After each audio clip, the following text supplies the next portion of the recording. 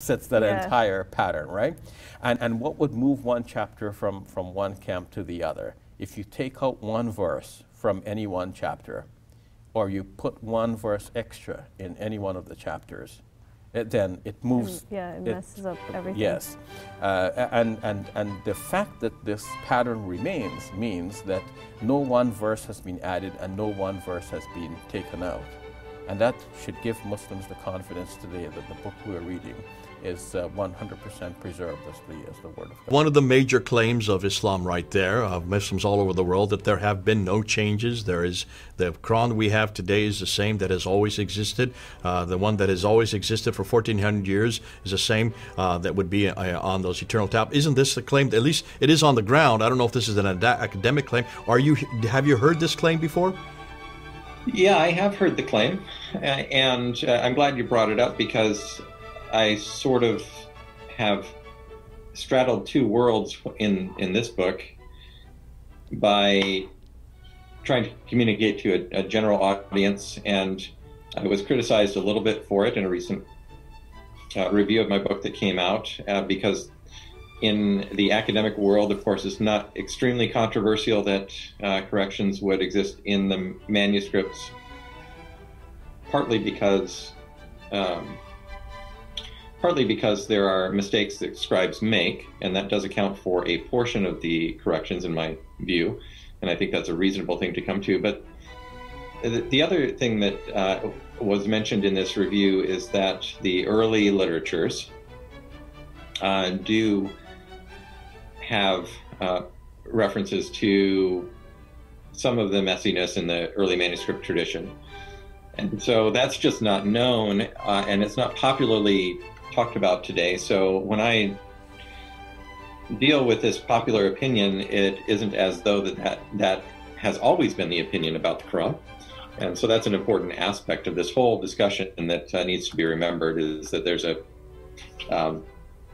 when you're looking at this, you need to go all the way back through the history and look through the early sources, secondary sources, and so forth to really put together what's going on. Yeah. Okay, but I want to add something, Jay. As a former Muslim myself who grew up in Saudi, who speak Arabic and read the Quran and studied its original, basically, or primary sources, I can assure you that the idea that there were changes or corrections or differences was never ever brought up or even insinuated to us. So from that aspect, I can speak for the vast majority of Muslims myself. Yeah. Well, let me ask you, let's follow up on that. Why is that important for a Muslim? Why must the Quran not have been changed?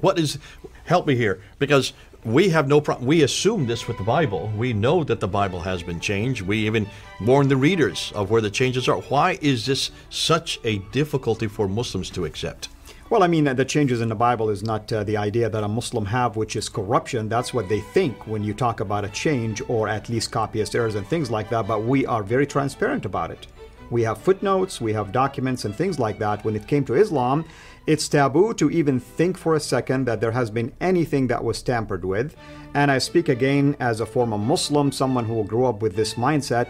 To me, it would have been disturbing to think that I am believing in a book that is supposedly preserved in heaven, not just on earth, and somehow at the same time I am believing that it has even a single letter that has changed or moved from its place. So that's where it becomes crucial. So it confronts the whole notion of what the Quran is to a Muslim. It's the preservation and the revelation of the Quran itself. Now, you mentioned two things, Dan. I wanted to pick you up on this from what he's saying right here. You mentioned the popular world and the academic world. The academic world, you're saying, this is not a problem. On the popular level, this is a huge problem. Can you help us with that? I don't know that it's not a problem in the academic world. It seems from some of the things, and again, I don't follow the discussion around my book as much as people might think that I do, but from what I've seen, the attempt it has been to suggest that every one of these changes is correcting a mere scribal error, human error in the manuscripts. And Well, I think that, as I mentioned already, I think that is the case for some of them. I don't think it's the case for all of them, and I think it's clearly can't be the case for all of them. As to why that would be a problem, of course, delving into the belief system, which is not someplace that I go with my research. I understand that's something that you guys do, but of course, it would be jarring if you did believe something about the transmission of the text akin to what we just mentioned is the modern notion, and I think probably has been around for a while, because it doesn't really align with that, and it would be quite disturbing. And it's very clear to you and to every single very advanced student and specialist that the standard narrative has holes in it. That's what I'm going to say. The standard narrative does not answer some very pressing questions. Second question, and that is, why is it that these corrections seem to create or seem to standardize the text to this reference huffs that you keep bringing up with? Can you explain that to us? Well, the interesting thing to me is, I didn't go at this looking for any particular answer to that question, but what I have noticed is that most of the corrections wind up with a rasam, that is the skeletal text, that is in conformity at the point of the correction with the Hafs text.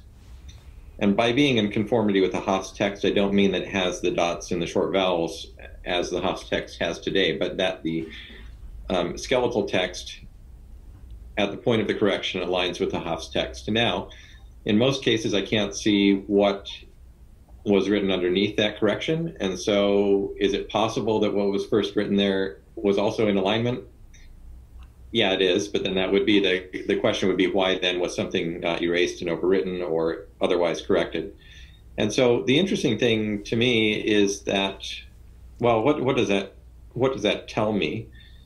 Aside from the instances where there was just human error and it was corrected, and dealing with the other situations where I don't think it was human error, it seems to indicate a picture in which there was a certain degree of flexibility. I don't think it was great, but there was a certain degree of flexibility perceived in the mind of the scribe, whether they were copying from an earlier example or they were copying from their oral memory, or whatever the case may be. There was a perception at the time of production of some of these manuscripts that what was first written was, in fact, the correct text. And so what it looks like is that at some point in time, after the production of these manuscripts, they were made to conform more closely with, not entirely conform, because there still remain places in these manuscripts that are not quite in conformity with the Hafs text, but made to conform more closely with the Hafs text. So that looks like a pyramid that's moving closer toward conformity over time. That's a very oversimplified picture, but that's a general answer to what the picture looks like to me at this point. And there will be people who criticize me or challenge me on that, and it's based upon a different interpretation of the evidence. And I'm happy to consider all those things as well, because I'm not stuck on a particular interpretation. I'm just trying to convey what it looks like to me at this moment. Daniel, I would suggest if you see a eraser in a text, if you see a eraser of a few words sometimes, if you see of an insertion of an entire line, if you see in one case, we have one example that you've put up there where there are 8 different coverings on one page, and what remains now conforms with the Hafs text, I would suggest that there is a concerted effort to standardize the text. But here's the problem, and let me. You don't have to answer this question if you don't want to. We know that the Hafs text was only chosen for the city of Cairo in 1924, for the country of Egypt in 1936, and was only made worldwide as a standard for the whole world in 1985. That's only 34 years ago. What does that say, just off the top of your head, if indeed they're standardizing it to this text? This text is not even 100 years old. How could they then even standardize it in manuscripts that are disparate in many different countries, which would not have come under this rubric, would not even have been seen as the official text? until 34 years ago? Yeah, I'm glad you asked that question because I think it's important not to make too much of the modern. Well, Hafs on Asim is a reading tradition that goes much farther back than this past century. What you're talking about is the Cairo edition, which is now in the 1985 edition, has some other very slight improvements made to it as well. And there's a whole history of the printed of the print history of the modern Quran. But I would say it's too much to say that the fact that these conform to that version indicates a much more modern process toward conformity. That's not what I'm saying, but rather I had to choose something as a standard or as a point of comparison that was just going to be a uniform, universal point of comparison in my work. And so I chose the modern standard, which is Hafs on Asim, the Cairo printing, the Cairo edition. And it doesn't mean that I think that these corrections are pointing toward some future 1,000 years future edition, but just that they tend to go toward that skeletal text. The other thing that I'll say about that is we don't have a big enough data set, so we don't have, as you know, we have thousands of instances of correction, but as far as proportion of the entire Quranic text that has been corrected, it's not anywhere near the entire text of the Quran that has corrections in it. These corrections are sort of concentrated in different areas and so forth. Is when things get very, very awkward and difficult. And this isn't new. This is from the time of the Sahaba. This is not a joke, brothers and sisters. The issue of ahruf and qira'at caused confusion to somebody whom the Prophet ﷺ said, if you want to listen to the Quran directly, listen to Ubay.